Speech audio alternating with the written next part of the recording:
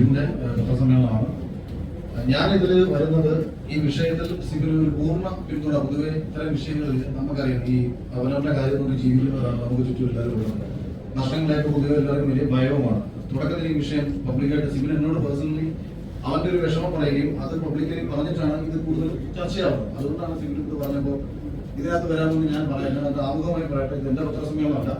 പിന്നെ എന്തെങ്കിലും ഇതുമായിട്ട് കണക്ട് ചെയ്തുകൊണ്ട് ചോദിക്കുക പറയാം. അതോടൊപ്പം ഒരു കാര്യം കൂടി ഞാൻ കൂട്ടിച്ചേർത്ത് പറയാം. കഴിഞ്ഞ ദിവസവും ഇന്ന് സിബിന്റെ പത്രസമ്മേളനമാണ്. അഖില നീതി പോകരുത് എന്ന് എന്റെ ചില അടുത്ത സുഹൃത്തുക്കൾ ഉപദേശിച്ചു. അവരോട് പറഞ്ഞത് സിബിൻ പറയുന്നതൊക്കെ നിനക്ക് വിശ്വസിക്കാമോ? അവൻ പറയുന്നത് കള്ളത്തരമല്ലേ? ഞാൻ പറഞ്ഞത് ഒറ്റ കാര്യമേ പറഞ്ഞോളൂ. ഒരു തെളിവും അവരെനിക്ക് തന്നില്ലെങ്കിലും അവൻ പറയുന്നത് 100% സത്യമാണെന്ന് മനസ്സിലാക്കിയിട്ട് തന്നെയാണ് ഞാൻ പ്രതികരിച്ചത്. അത് പറയാനുള്ള കാരണം, സിബിനെ പോലെ ഒരാളെ സംബന്ധിച്ച്, ഏഷ്യാനെറ്റിൽ വർക്ക് ചെയ്തുകൊണ്ടുള്ള ഒരാളെ സംബന്ധിച്ച് അവിടുന്ന് പുറത്തിറങ്ങി ആ ചാനലിനെതിരെ പറയേണ്ട യാതൊരു കാര്യങ്ങളുമില്ല.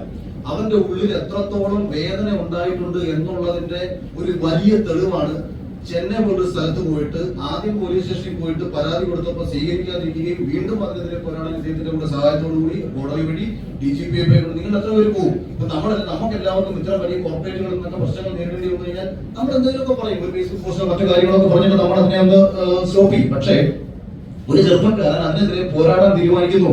എന്താണ് ലാഭം? അപ്പൊ ഒരു ലാഭവും പ്രതീക്ഷിക്കാതെ ജീവിതത്തിൽ വലിയ നഷ്ടങ്ങൾ, ഇപ്പൊ ബാക്കി ചെയ്തുകൊണ്ടുന്ന സിനിമയിൽ നിന്ന് അവരുടെ പേര് മാറ്റി, റിലീസ് ആകുമ്പോൾ സിനിമയിൽ നിന്ന് പേര് മാറ്റി, മറ്റു പല രീതിയിലുള്ള പ്രശ്നങ്ങൾ, ത്രെട്ടുകൾ, ഭീഷണികളൊക്കെ വരുന്ന സമയത്തും അവൻ അങ്ങനെ ഇറങ്ങി തിരിച്ചിട്ടുണ്ടെന്നുണ്ടെങ്കിൽ അവന്റെ ഉള്ളിൽ എവിടെയോ വേദനിക്കപ്പെട്ടിട്ടുള്ള ഒരു മനുഷ്യനുണ്ടായി. ആ വേദനിക്കപ്പെട്ട മനുഷ്യന്റെ ഒപ്പമാണ് ഞാൻ അന്ന സമയത്തും ഈ മരുന്ന്, ഞാൻ മെഡിക്കൽ കമ്പനിയിൽ വർക്ക് ചെയ്തതാണ്, സൈക്കാട്രിക് ഡിവിഷനുള്ള കമ്പനി വർക്ക് ചെയ്തിട്ടുണ്ട്, റിസർച്ച് കമ്പനികളിൽ വർക്ക് ചെയ്തിട്ടുള്ളതാണ്. എനിക്കറിയാം ഒരു ഫാർമ കമ്പനികൾ ഏതെല്ലാം രീതിയിൽ ഇത്തരം റിസർച്ചുകൾക്ക് വേണ്ടിയിട്ട് ആൾക്കാരെ ഉപയോഗിക്കുമെന്നുള്ള കാര്യം.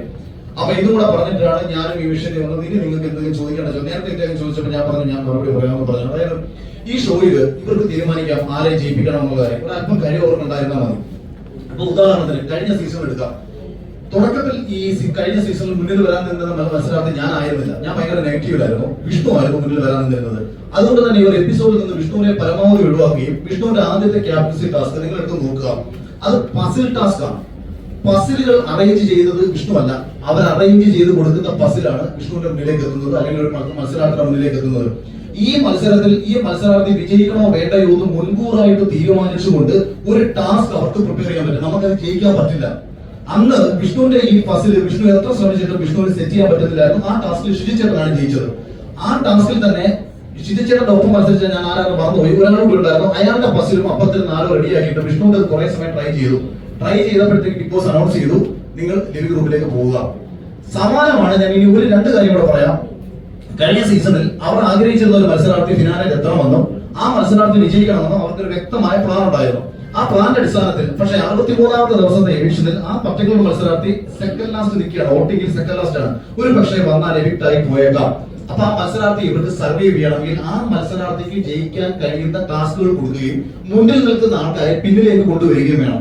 അവിടെയാണ് ടിക്കറ്റ് ഫിനാലെ ടാസ്കിലേക്ക് എത്തുമ്പോൾ അതിന് തൊട്ട് മുമ്പ് ലൈഫ് ഗ്രാഫ് എന്നൊരു ടാസ്ക് വന്നു. നമ്മുടെ ജീവിതത്തിലെ ഉയർച്ച താഴ്ചകളെ കുറിച്ച് പറയുക എന്ന് പറഞ്ഞൊരു ടാസ്ക്. ഇതേ മത്സരാർത്ഥിയാണ് ഹൗസിൽ പല പ്രാവശ്യം പറഞ്ഞുകൊണ്ട് നടന്നത്. എനിക്ക് ജീവിതകഥ പറഞ്ഞ സമയത്ത് പൂർണ്ണമായും പറയാൻ പറ്റില്ല, എനിക്ക് പറയാൻ പറ്റില്ല എന്ന് പറഞ്ഞ് നിരന്തരം പരാതി പറഞ്ഞുകൊണ്ട് നടക്കി. ലൈഫ് ഗ്രാഫ് എന്നൊരു ടാസ്ക് കഴിഞ്ഞ സീസണിൽ ഏറ്റവും ബോറിംഗ് ടാസ്കും എന്നാൽ പാൻ ഇന്ത്യയിൽ ഹിറ്റായ ടാസ്കുമാണ്. നമ്മുടെ ഇതിന്റെ സനാ കഥയോടുകൂടി ഹിറ്റായ ടാസ്കുമാണ്. ഈ ടാസ്ക് ഒരിക്കലും ആലോചിച്ചു നോർമലി പോയിരുന്നെങ്കിൽ ഇത് ഭയങ്കര ഓരോ ടാസ്കാ. ഒരു ആഴ്ച മൊത്തം വന്നിട്ട് മത്സരാർത്ഥിയുടെ കഥ പറയുക. ഇപ്പൊ ഞാനൊക്കെ വന്ന് പറഞ്ഞ കഥ ഈ പ്രോപ്പർ എപ്പിസോഡിലല്ല ടെലികാസ്റ്റ് ചെയ്തത്, പ്ലസിലാണ് ടെലികാസ്റ്റ് ചെയ്തത്. പക്ഷെ ഒരു മത്സരാർത്ഥിക്ക് പുറത്ത് സപ്പോർട്ട് കിട്ടാൻ അവർ ആ ഹൗസിനുള്ളിൽ ഉന്നയിച്ചുകൊണ്ടിരുന്ന ആക്ഷേപം, അതായത് അവരുടെ പരാതികൾക്ക് വേണ്ടിയിട്ട് ഒരു ടാസ്ക് പ്ലാൻ ചെയ്യുന്നു. അത് കഴിഞ്ഞ് ടിക്കറ്റ് ഫിനാലെ വരുന്നു. ഇപ്പൊ എനിക്കെന്ന് പറയുന്നത് ഭയങ്കര ശാരീരികമായിട്ട് ബുദ്ധിമുട്ടുള്ള സമയമായിരുന്നു. ഒരിക്കലും എനിക്ക് ടിക്കറ്റ് ഫിനാലിൽ ഇവിടെ തന്ന ടാസ്ക് ജയിക്കാൻ പറ്റില്ല. ഷിജുചേട്ടൻ നടുവേദന പിടിച്ചെടുക്കുന്ന ജയിക്കാൻ പറ്റില്ല. വിഷ്ണുവും മിഥുനും ഞങ്ങളുടെ സ്വഭാവം അനുസരിച്ച് ഈ രാവിലെ തൊട്ട് വൈകുന്നേരം വരെ 15-16 മണിക്കൂർ കുത്തിയിരുന്ന ടാസ്ക് ജയിക്കില്ല. പക്ഷെ 15-16 മണിക്കൂർ കുത്തിയിരുന്നാൽ ആര് വിജയിക്കുമെന്ന് അവർക്കൊരു പ്ലാൻ ഉണ്ടായിരുന്നു. ആ പ്ലാനിനെ അപ്രതീക്ഷിതമായിട്ട് മറികടന്ന ഒരാളായിരുന്നു നാദറ. 2 ടാസ്കിൽ നാദറ വിജയിച്ചു. 3ാമത്തെ ടാസ്ക്, അതാണ് ഞാൻ പറയുന്നത്, സ്വിമ്മിംഗ് പൂളിൽ ഒരു കോയിൻ ഇടുന്ന ടാസ്ക് ആണ്. ഞങ്ങളുടെ ഹൗസിൽ വെള്ളത്തെ ഏറ്റവും കൂടുതൽ ഭയപ്പെട്ടിരുന്ന ആൾ നാദറയാണ്. ഞാൻ പറഞ്ഞത് നിങ്ങൾക്ക് കൃത്യമായിട്ട് നിങ്ങൾക്ക് ആലോചിച്ച് മനസ്സിലാക്കാൻ പറ്റും. അപ്പോൾ ആദ്യത്തെ അപ്രതീക്ഷിതമായിട്ട് നാദറ ഫസ്റ്റ് ടാസ്കിൽ സെറീന ജയിക്കുന്നു, സെക്കൻഡ് ടാസ്കിൽ നാദറ ജയിക്കുന്നു. ആദ്യത്തെ ടാസ്കിൽ 10 പോയിന്റും രണ്ടാമത്തെ ടാസ്കിൽ രണ്ടാമത്തെ നാദറയ്ക്ക് 19 പോയിന്റ്, 16 പോയിന്റ് ശോഭയ്ക്ക്, 19 പോയിന്റ് നമ്മുടെ നാദറയ്ക്ക്. അടുത്ത മൂന്നാമത്തെ ടാസ്ക് എന്ന് പറയുന്നത് നാദർ ഏറ്റവും പിന്നിലേക്ക് പോകണമെങ്കിൽ നാദർക്ക് ഒരിക്കലും വിജയിക്കാൻ പറ്റാത്ത ഒരു ടാസ്ക് കൊടുത്തത് സ്വിമ്മിംഗ് പൂളിൽ മുങ്ങി തപ്പി കോയിൻ എടുക്കുന്ന ടാസ്കാണ്. വെള്ളത്തിൽ ഇറങ്ങിയാൽ ഭയന്ന് വിറച്ച് നിലവിളിക്കുന്ന ഒരാളാണ് നാദർ. അപ്രതീക്ഷിതമായിട്ട് നാദർ സ്വിമ്മിംഗ് പൂളിൽ ഇറങ്ങിയ സമയത്ത് നാദരുടെ ഉള്ള ഭയം, നാദർ കണ്ട് മുങ്ങിച്ചാവാൻ പോയിട്ടുള്ളൂ, നാദർക്ക് ഭയങ്കര ഭയം ഉണ്ടാവുകയും വെള്ളം കണ്ട പേടിയുള്ള രോഗമുള്ള ഒരാൾ കൂടിയാണെന്ന് പറഞ്ഞിട്ടുണ്ട്. അങ്ങനെ നാദറെ ഏറ്റവും പിന്നിലേക്ക് കൊണ്ടുപോവുകയും ഇവർ ആഗ്രഹിക്കുന്ന ഒരു മത്സരാർത്ഥിയെ അതുവഴി മുന്നിലേക്ക് കൊണ്ടുവരികയും ചെയ്യണം. അതുപോലെ തൊട്ടടുത്ത് വന്ന പസിൽ ടാസ്കുകൾ.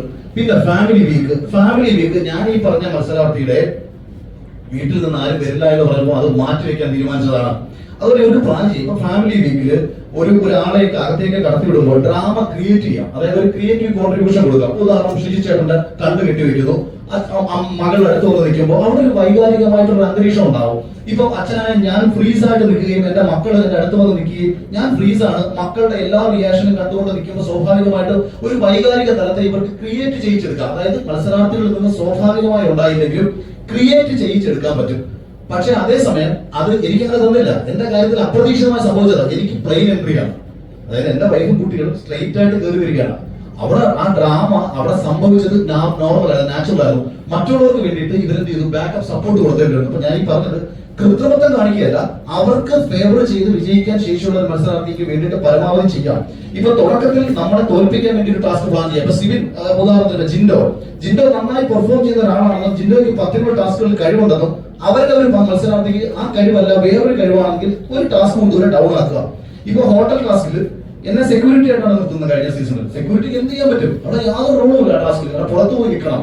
പക്ഷെ നമ്മൾ അതിനെ അതിജീവിച്ച്, അതായത് അവിടെ നിന്ന് എനിക്കെതിരെ പ്ലാൻ ചെയ്ത് തുടങ്ങിയ കാര്യങ്ങൾ നമ്മൾ മനസ്സിലാക്കി അതിജീവിച്ചതുകൊണ്ടാണ് സർവൈവ് ചെയ്ത് മുന്നിൽ വരാൻ പറ്റിയതും അത് പ്രേക്ഷകർ തിരിച്ചറിഞ്ഞതുകൊണ്ടാണ് വിജയിക്കാൻ പറ്റിയത്. എന്നിട്ട് ഞാൻ പറഞ്ഞല്ലോ, ഫിനാലില് റോബോട്ടിക് ആയിട്ട് വോട്ടുകൾ വന്ന് കയറി അത് പിടിച്ചതാണ്. അത് എന്തുകൊണ്ട് പിടിച്ചു എന്ന് ചോദിച്ചാൽ, കഴിഞ്ഞ സീസണിലെ ക്രിയേറ്റീവ് ഡയറക്ടർ വളരെ സാമാന്യ മര്യാദയുള്ള ഉത്തരവാദിത്വമുള്ള അല്ലെങ്കിൽ ഒരു ഷോ നന്നായിട്ട് പോകണമെന്ന് ആഗ്രഹിക്കുന്ന ഒരു ലേഡിയായിരുന്നു. അവരും ഇപ്പോ ഞങ്ങൾ ഈ ആരോപണം ഉന്നയിച്ച ആൾക്കാരും തമ്മിൽ വലിയ അടിയാണ് കഴിഞ്ഞ സീസണിൽ നടന്നത്.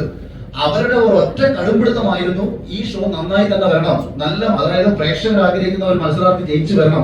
അതിനാൽ ചില ആൾക്കാർ പറഞ്ഞു എനിക്ക് ഫേവറിസം കിട്ടിയെന്നൊക്കെ ചിലർ പറഞ്ഞു. എനിക്കൊരു ഫേവറിസം കിട്ടിയിട്ടില്ല. നല്ലൊരു മത്സരാർത്ഥി എന്ന നിലയിൽ പ്രേക്ഷകർ ഇഷ്ടപ്പെടുന്ന ഒരു മത്സരാർത്ഥി ജയിച്ചു വരട്ടെ എന്ന രീതിയിൽ അവരവിടെ കടുംപിടുത്തം പിടിച്ചിട്ടുണ്ടായിരുന്നു. അങ്ങനെ ദിസ് ഈസ് ടോട്ടലി അൺഫെയർ എന്ന് പറഞ്ഞിട്ട് ഞങ്ങൾ ഈ പറഞ്ഞ ആൾക്കാർ മെസ്സേജ് അയച്ചിട്ട് എന്റെ പാക്കപ്പ് പാർട്ടി, ഞാൻ വിജയിച്ച പാർട്ടിക്ക് പങ്കെടുത്തിട്ടില്ല.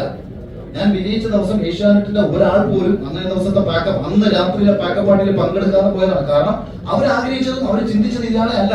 അതിന് മുൻകൂറായിട്ട് ഷോയിൽ കയറുന്നതിന് മുൻപേ വാക്ക് കൊടുത്ത് ഒന്നുകിൽ ഷെയർ വാങ്ങിയിട്ടോ അല്ലെങ്കിൽ മറ്റെന്തെങ്കിലും രീതിയിൽ ഭാവിയിൽ പ്രയോജനം കൊടുത്തെന്ന് പറഞ്ഞിട്ടോ ആ പ്ലാനുകൾ പൊളിഞ്ഞു. അതിന്റെ ദേഷ്യങ്ങളുണ്ടായിരുന്നു. അല്ല, ഞാൻ വിജയിച്ച ആളല്ലേ, ഞാൻ ജയിച്ചതിന് ശേഷം ഞാൻ വന്നിട്ട് എന്നിട്ട് ഞാൻ പറയാം, ഞാൻ ഏഷ്യാനെറ്റിന്റെ ഫസ്റ്റ് ഒരു പ്രൊമോ ഷൂട്ടിനാണ് പോകുന്നത്, ഒരു സീരിയലിന്റെ പ്രൊമോ ഷൂട്ട്. അപ്പോഴും എന്നെ വിളിച്ചിട്ട് പ്രവീൺ, നമ്മുടെ ഇവരോട് സിവിനോട് പറഞ്ഞ് ഇതേ ഈ പ്രവീൺ എന്ന് പറയുന്ന ഏഷ്യാനെറ്റ് ഒരു പിആർ കേട്ട് പുള്ളി എന്നെ വിളിച്ചിട്ട് പറഞ്ഞു, അഖിലെ പൈസ ഒന്നും ചോദിക്കരുത്, അഖിലിന് നമ്മൾ ഉണ്ടാക്കി തന്നിട്ടുള്ള ഒരു വലിയൊരു മൈലേജ് ഉണ്ട്. ഞാൻ പറഞ്ഞു, ഞാൻ ചിരിച്ചു. അപ്പൊ പുള്ളി ചോദിച്ചു എന്തിനാ ചിരിച്ചത്? ഞാൻ പറഞ്ഞല്ല, തോൽപ്പിക്കാൻ പരമാവധി നോക്കിയിട്ട് പിന്നെ ജയിപ്പിച്ചെന്ന് പറയരുത് എന്ന് ഞാൻ പറഞ്ഞു. ഇതൊക്കെ എനിക്കറിയാം, ഞാൻ അറിയാത്ത പൊട്ടനാണെന്ന് നിങ്ങൾ വിചാരിക്കരുത്. പൈസ തന്നെങ്കിൽ ഞാൻ അത് ചെയ്യും. അപ്പൊ പൈസ ചെയ്തത് അപ്പൊ ഇതായിരുന്നു തുടക്കത്തിൽ ഇറങ്ങിയ ശേഷം ഉണ്ടായിരുന്നു. പക്ഷെ എനിക്ക് അത് പറയേണ്ട കാര്യമില്ല, ഇപ്പോഴും ഇത് പറയേണ്ട കാര്യമില്ല. കാര്യം ഒരാളുടെ ഒരു പ്രശ്നം എന്റെ മുന്നിലേക്ക് എത്തിയപ്പോ എനിക്ക് നിശബ്ദത പാലിച്ചൂടെ? എനിക്ക് എന്താണ് നഷ്ടം? ഇപ്പൊ ഒരുപക്ഷെ സാബുവിന്റെ സ്ഥാനത്ത് ഞാൻ കയറിക്കൊണ്ടായിരിക്കാം ഹോട്ടൽ ക്ലാസ്സിൽ, ഒരുപക്ഷെ ഞാൻ എന്നെ അവരെ വിളിച്ചേനെ.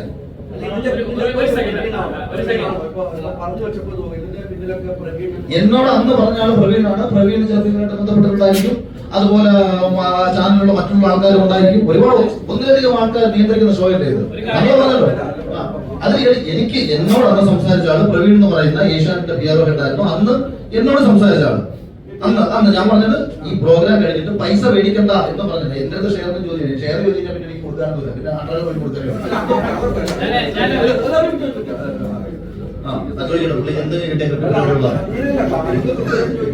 ചോദിക്കൂ.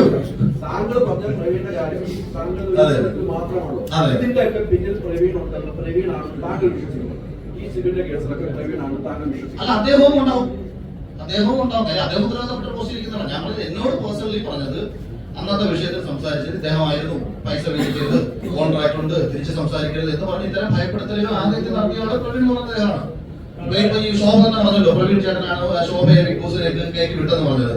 ഇപ്പൊ ജാൻമണി എനിക്കെതിരെ ഒരു വീഡിയോ ചെയ്ത് സംസാരിച്ച സമയത്ത് ജാൻമണി തന്നെ സിനിമയോട് പറഞ്ഞു, ജാൻമണി ഹോട്ടൽ ക്ലാസ് കയറ്റി വിടാം, ഗസ്റ്റായിട്ട് കയറ്റി വിടാം, അഖിൽമാരുടെ വീഡിയോ ചെയ്യും. ഈ മറ്റേ അപ്സരയുടെ ഹസ്ബൻഡ് ഈ പെൺകുട്ടിയെ, അതാ ഞാൻ പറഞ്ഞത്, ഈ പാവം പിടിച്ചവനെ ചർച്ചതായി വരും. അത് അഖിൽമാരുടെ ഹേറ്റേഴ്സ് മൊത്തം വോട്ട് ചെയ്ത് ചാർത്തി കൊള്ളാൻ പറയും. ഇതെല്ലാം പ്ലാനാണ്. ഇവർക്ക് ഇങ്ങനെ അതായത് മനഃപൂർവ്വം ചെയ്യുന്നതിനും പിടിക്കുന്നതിലൊക്കെ തന്നെ ഇവർക്ക് ഒരു പ്ലാൻ ഉണ്ടാവും. പിന്നെ ഇത് നമ്മൾ ഇത് ഈ പറഞ്ഞതുകൊണ്ട് ലാഭത്തിനോ മറ്റൊന്നിനോ പറഞ്ഞതല്ല, നമ്മുടെ ഉള്ളിൽ നീതി ബോധം. ഇപ്പൊ നിങ്ങൾ ഇത്രയും പേര് ഇവിടെ വന്നു, അത് തന്നെ ഏറ്റവും വലിയ കാര്യമാണ് ഞാൻ കാണുന്നത്. വേണമെന്നുണ്ടെങ്കിൽ ഇതിനെ തള്ളിക്കളയാം, പക്ഷെ നിങ്ങൾ ഇത്രയും പേര് സപ്പോർട്ട് ചെയ്യാൻ പറ്റില്ല. അത്തരം നീതിബോധം എല്ലാവർക്കും ഉണ്ടാവണമെന്നാണ് ഞാൻ പറയുന്നത്. താങ്കൾ ആരോപിച്ച ആരോപണത്തിൽ പ്രവീണാണോ?